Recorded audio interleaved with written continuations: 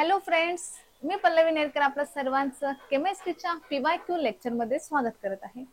मी आज परत घेऊन आलेली आहे तुमच्यासाठी PYQs. बघूया मग आपण पहिला PYQs काय आहे. पहिला क्वेश्चन काय आहे, which from the following elements is not the radioactive.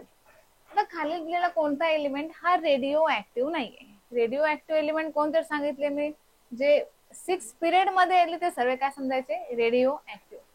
आता ऍस्थॅटिन, पोलोनियम, रेडॉन हे सर्व 6व्या पिरियड मध्ये येतात. मग उरलेला कोणता आहे, आर्गॉन. मग हा असणार आहे आपला रेडिओ ऍक्टिव्ह एलिमेंट नाही, बाकी सर्व काय आहे, radio active element. Okay, now the next question. पुढचा क्वेश्चन काय आहे, which from following is the strongest reducing agent. आता स्ट्रॉंगेस्ट रिड्युसिंग एजंट हा कोणता असणार आहे आपला, तर तो असणार आहे पोटॅशियम.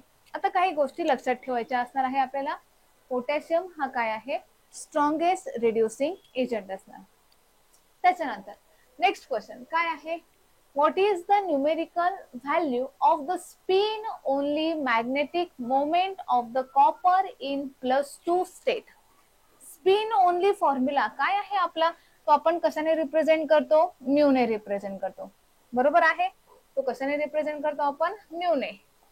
मग म्यू इक्वल्स टू काय म्हणणार आहोत, mu equals to √n into n+2.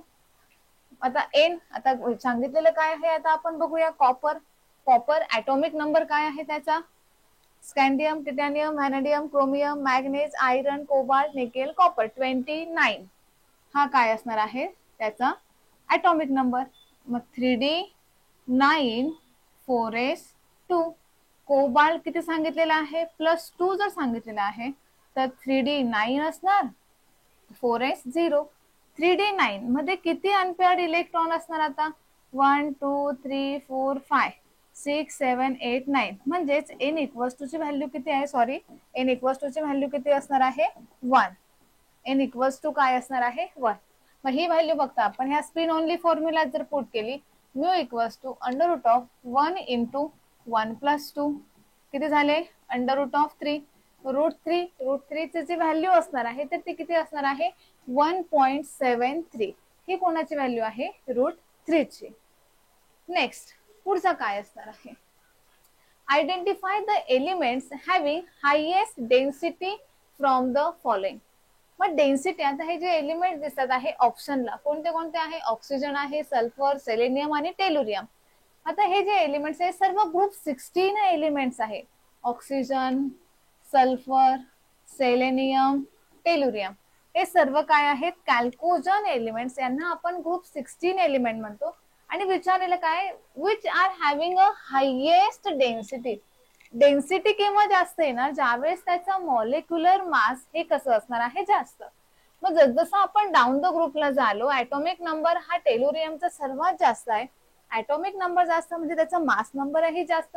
त्याचा मास नंबर जास्त म्हणजे त्याची डेन्सिटी पण काय येणार आहे, जास्त येणार. म्हणजे टेलुरियम हा काय असणार आहे, which having a highest density from these 4 option. म्हणजे काय, ऑक्सिजन, सल्फर, सेलेनियम आणि टेलुरियम यांच्यामध्ये टेलुरियमची डेन्सिटी ही सर्वात जास्त आहे.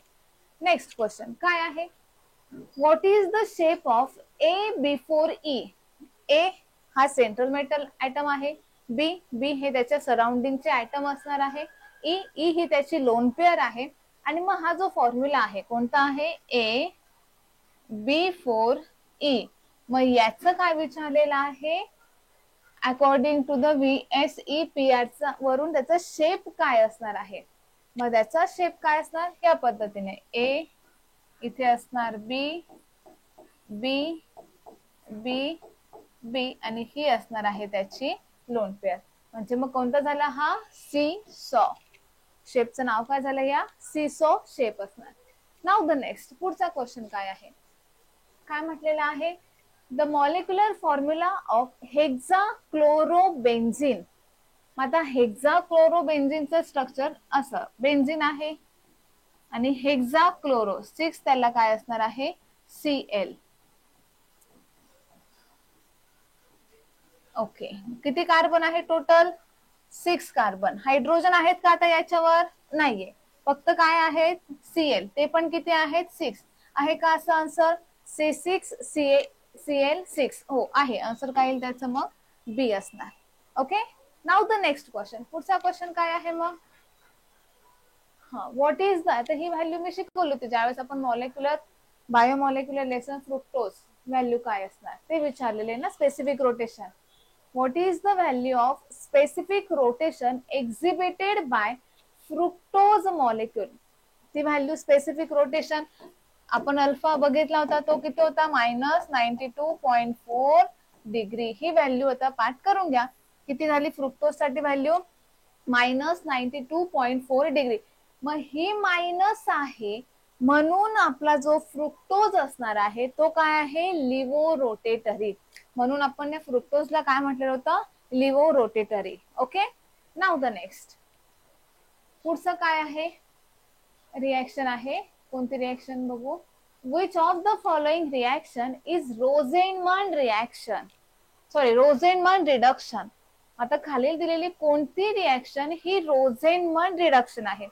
रोझेनमन रिडक्शन आता ही काय असणार आहे, when acyl chloride which on reduction with palladium with BaSO4 gives a aldehyde. म्हणजेच रोझेनमन पासून आपल्याला काय मिळालेला आहे, अल्डिहाइड. मग ही रिएक्शन कोणासोबत आहे, असाइल क्लोराइड सोबत. असाइल क्लोराइड पासून आपल्याला अल्डिहाइड मिळत असेल तर त्या रिएक्शनला आपण काय म्हणणार आहोत, रोझेनमन रिडक्शन.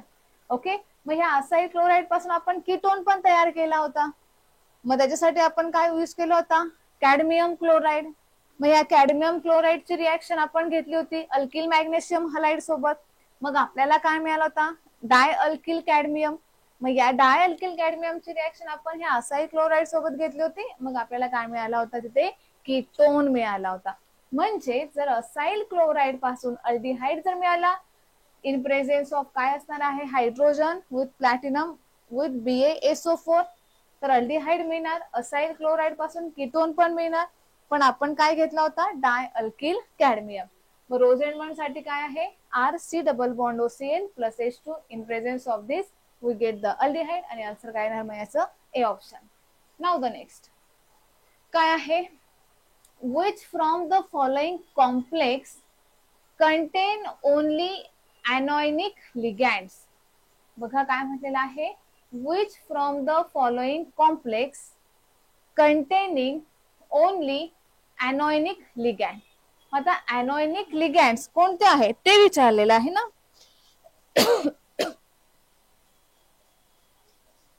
बघा काय आहे, which of the following complexes containing only anionic ligand. आता बघूया लिगॅन्ड कोणते कोणते anionic आहे, फक्त anionic ligand हवे त्या कॉम्प्लेक्स मध्ये हे सांगितलेलं आहे. अजून एक क्वेश्चन तयार होऊ शकतो. पहिले याचा आन्सर बघू, मग याच्यावर आपण एक दुसरा क्वेश्चन बघू. काय आहे, टेट्रा अमाइन NH3 न्यूट्रल झाला, चालणार नाही. ब्रोमो जरी आला हा ॲनोनिक आहे पण सोबत न्यूट्रल आला म्हणजे हे ऑप्शन चालणार नाही. नंतर काय आहे, पोटॅशियम के, नंतर असणार आहे ट्राय ऑक्झॅलेटो C2O4 3 टाइम्स आहे आणि अल्युमिनेट आणि +3 ऑक्सिडेशन स्टेट म्हणजे हा K3 झाला. आता हा K3 झाला म्हणजे याच्यामध्ये फक्त काय आहे, तुमचे ॲनोनिक लिगॅन्ड आहे. याच्यामध्ये तुमचा न्यूट्रल लिगॅन्ड अब्सेंट आहे म्हणजे आन्सर काय येईल त्याचं मग बी येणार. ओके, मग आता अजून एक क्वेश्चन काय तयार होऊ शकतो. आता हे जे दिलेले आपल्याला काय आहेत IUPAC ने, तर यांच्यामध्ये कोणता कॉम्प्लेक्स हा ॲनआयोनिक कॉम्प्लेक्स असेल, कोणता कॉम्प्लेक्स हा ॲनआयोनिक कॉम्प्लेक्स असेल. ॲनोनिक कॉम्प्लेक्स आपण कोणाला म्हणतो की कॉम्प्लेक्स वर कोणता चार्ज यायला हवा, निगेटिव्ह चार्ज येत असेल तर त्याला आपण काय म्हणतो मग ॲनोनिक कॉम्प्लेक्स. आता कॉम्प्लेक्स वर निगेटिव्ह चार्ज केव्हा येणार, एकतर प्रायमरी व्हॅलन्सी. आता याच्यातच बघूया आपण, चला प्रायमरी व्हॅलन्सी अगोदर आहे. जर primary valency before the bracket असेल तर कॉम्प्लेक्स वर येणार तुमचा निगेटिव्ह चार्ज. प्रायमरी व्हॅलन्सी जर आफ्टर द ब्रॅकेट येत असेल तर कॉम्प्लेक्स वर येणार तुमचा पॉझिटिव्ह चार्ज.